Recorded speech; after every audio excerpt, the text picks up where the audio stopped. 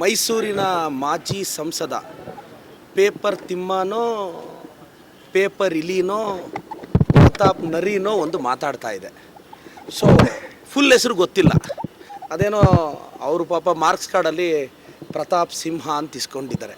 ಸಿಂಹ ಅಂದರೆ ಗರ್ಜಿಸಬೇಕು, ಬಾಯಿ ಬಡ್ಕೋಬಾರ್ದು. ಸೊ ಕಳೆದ ಕೆಲ ದಿನದಿಂದ ಪೇಪರ್ ತಿಮ್ಮ ಅವರು ಬಾಯಿ ಬಡ್ಕೊತಾ ಇದ್ದಾರೆ. ಏನಂತ, ನಮ್ಮ ಪ್ರಿಯಾಂಕ್ ಸಾಹೇಬ್ರ ಬಗ್ಗೆ, ಸಂತೋಷ್ ಲಾಡ್ ಸಾಹೇಬ್ರ ಬಗ್ಗೆ ಅದೇನೋ ಬಿಚ್ಚಿಡ್ತಾರಂತೆ. ಪ್ರತಾಪ್ ತಿಮ್ಮ ಅವರೇ, ಯಾಕೆ ನಿಮಗೆ ಬಿ ಫಾರ್ಮ್ ಸಿಗಲಿಲ್ಲ ಮೊನ್ನೆ? ಯಾಕೆ ಪಾರ್ಲಿಮೆಂಟಲ್ಲಿ ದೇಶದ್ರೋಹಿಗಳಿಗೆ ಪಾಸ್ ಕೊಟ್ರಿ? ನಿಮಗೆ ಬಿ ಫಾರ್ಮ್ ತಪ್ಪಕ್ಕೆ ಕಾರಣ ಏನು? ಯಾಕೆ BJPಯವರು ಡಿನೇ ಮಾಡಿದ್ರು?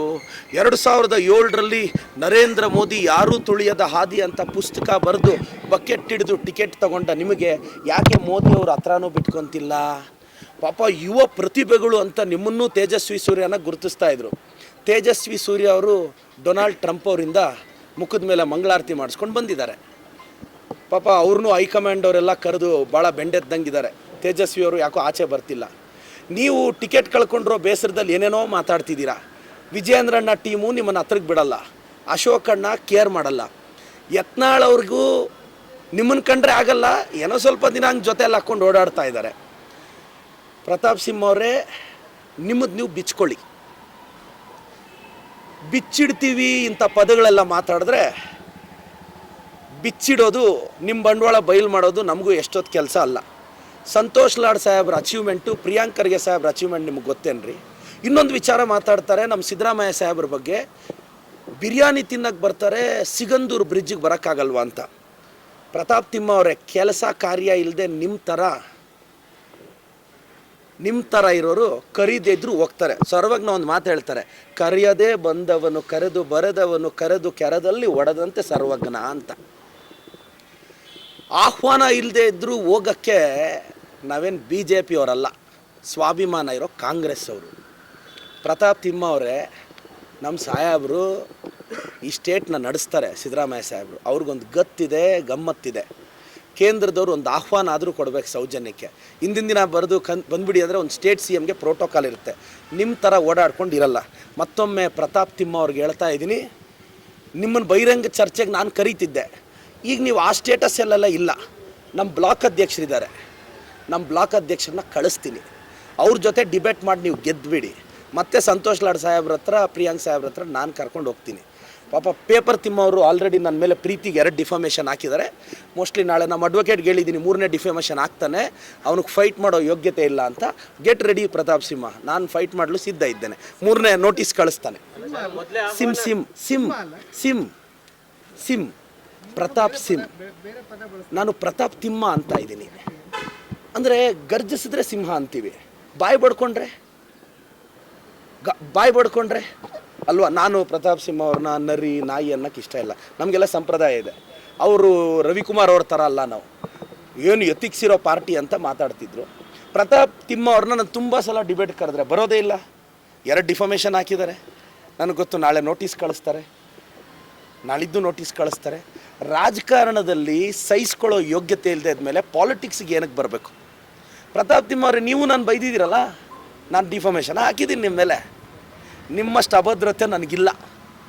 ಸಿಂಹ ಹುಟ್ಟ ಮೇಲೆ ಸಿಂಹನೇ ಹುಟ್ಬೋದು. ತಿಮ್ಮ ಅವರೇ, ಗರ್ಜಿಸ್ಬೇಕಲ್ಲ. ಏನಾದರೂ ಮಾತಾಡಿದ್ರೆ ಡಿಫಾಮೇಷನ್ ಹಾಕ್ಕೊಳ್ಳಿ. ನಾನು ಸಂತೋಷ್ ಲಾಡ್ ಸಾಹೇಬರು, ಪ್ರಿಯಾಂಕ ಸಾಹೇಬ್ರನ್ನ ಕರ್ಕೊಂಬರ್ತೀನಿ, ಪ್ರೊವೈಡೆಡ್ ನಮ್ಮ ಬ್ಲಾಕ್ ಅಧ್ಯಕ್ಷರ ಮುಂದೆ ಗೆಲ್ಲಬೇಕು ಪ್ರತಾಪ್ ತಿಮ್ಮ ಅವರು. ಸರ್, ತಾವು ಮಾಧ್ಯಮದವ್ರು ಕೇಳಿ, ಯಾಕೆ ಬಿ ಫಾರ್ಮ್ ಮಿಸ್ ಆಯ್ತು ಅವ್ರಿಗೆ? ರೀಸನ್ ಏನು? 2007ನಲ್ಲಿ ಪುಸ್ತಕ ಬರೆದು ಬಕೆಟ್ ಹಿಡಿದ್ರು ಸಿಕ್ತು. ಯಾಕೆ ಬಿ ಫಾರ್ಮ್ ಮಿಸ್ ಆಯಿತು? ರೀಸನ್ ಇರಬೇಕಲ್ಲ. ಯಾಕೆ ಏನೂ ಕೆಲಸ ಮಾಡಿರಲಿಲ್ಲ? ನನಗೆ ಗೊತ್ತಿಲ್ಲ. ನಾನು ಅವರು ಏನೇನೋ ಬಿಚ್ಚಿಡ್ತಾರಂತೆ. ಯಾರ್ದು? ನಮ್ಮ ಸಂತೋಷ್ ಲಾಡ್ ಸಾಹೇಬ್ರದ್ದು, ಪ್ರಿಯಾಂಕ್ ಸಾಹೇಬ್ರದ್ದು. ಪಾಪ ಅವರು ಯಾಕೆ ಮಿಸ್ ಆಯಿತು ಅಂತ ಹೇಳಲಿ ಅನ್ನೋದು ನಮ್ಮ ಕುತೂಹಲ ಕಾರಣ. ಪಾಪ ಒಳ್ಳೇದಾಗಲಿ ಪ್ರತಾಪ್ ತಿಮ್ಮ ಅವರೇ. Thank you sir. ಸರ್ ಬಂದಿರೋದು ಯಾವಾಗ? ಒಂದಿನ ಮುಂಚೆ. ಅಲ್ಲ ಸರ್, ಈಗ RCB ರಾತ್ರಿ ಗೆದ್ದಾಗ ಬೆಳಿಗ್ಗೆ ನೀವು ದೊಡ್ಡ ಸ್ಟೇಜ್ ಹಾಕಿ ಸಾವಿರಾರು ಲಕ್ಷಾಂತರ ಜನ ಕರೆಸಿ ಪ್ರೋಗ್ರಾಮ್ ಮಾಡ್ತೀರಿ. ಈ ಕಾರ್ಯಕ್ರಮ ರಾಜ್ಯದ ಹಿತಾಸಕ್ತಿ ಕಾರಣಕ್ಕಾಗಿ ಅಟ್ಲೀಸ್ಟ್ ಸಿಎಂ ಹೋಗದೆ ಇದ್ರು ನಾವು ಬರಕ್ಕಾಗಲ್ಲ ಹಿಂಗಿದೆ ಅಂತ ಕಳಿಸ್ಬೇಕಲ್ಲ. ಯಾರು ಅಧಿಕಾರಿಗಳು ಹೋಗಲ್ಲ, ಸಚಿವರು ಹೋಗಲ್ಲ. ಅವರು ನೀವು RCB ಇಲ್ಲ ನಾವು ಹೋಗಬಾರ್ದು ಅಂತಲ್ಲ, ನಮ್ಮನ್ನು ದೂರ ಇಟ್ಟು ಕಾರ್ಯಕ್ರಮ ಮಾಡಬೇಕು. ಕ್ರೆಡಿಟ್ ವಾರ್ಗೆ BJP ಅವ್ರು ಬಿದ್ದರು, ಅವ್ರು ಕ್ರೆಡಿಟ್ ವರ್ಗ್ ಬಿದ್ದರೆ ಬೀಳಲಿ, ನಮ್ಗೆ ಸೌಜನ್ಯ ಇದೆ.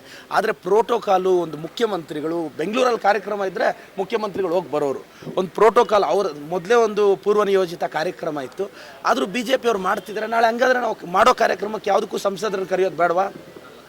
ನಾವು ಬೆಳಗ್ಗೆ ಮಿನಿಮಮ್ 7 ದಿನ ನೋಡಿ. ನೀವು ಒಂದು ಎಕ್ಸಾಂಪಲ್ ಹೇಳ್ತೀನಿ, ಪ್ರೋಟೋಕಾಲ್ ಏನಿದೆ ಗೊತ್ತಾ?